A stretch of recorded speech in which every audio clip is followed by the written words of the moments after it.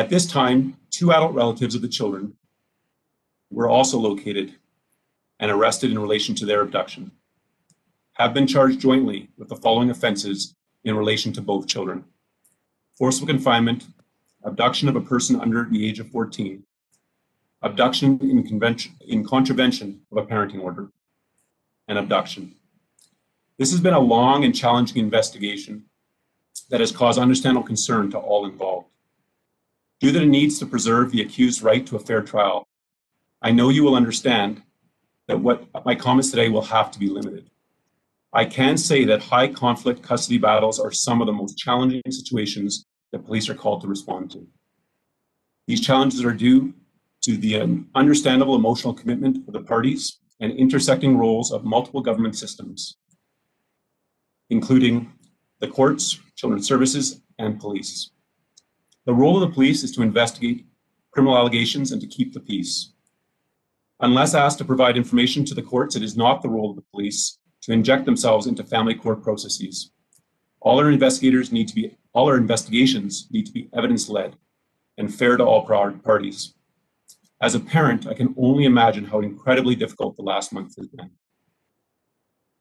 Understandably, this case has attracted a significant amount of media attention.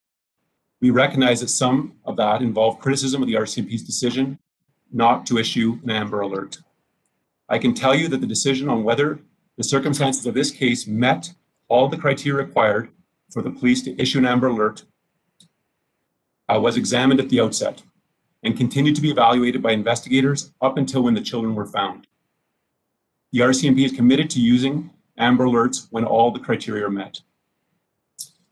While an Amber Alert was not issued, the RCMP are grateful for widespread media attention and circulation of the photos and information we provided to assist in locating the children. Investigators took steps to liaise with US law enforcement, Canada Border Services Agency, and Interpol to prevent the children from being taken out of the country. I want to mention that our main concern has always been for the safe return of the children. Our investigators were very mindful of the potential risks to the children and had to balance the public's right to know versus the evidence being gathered as we tried to locate them. By necessity, we don't reveal everything publicly that is known to us. The Serious Crime Branch would like to thank all RCMP units and detachments at different locations throughout the country that assisted in bringing this to a safe outcome. The investigation was exceptionally demanding, as investigators have been working around the clock since the children were reported missing on March 12, 2021.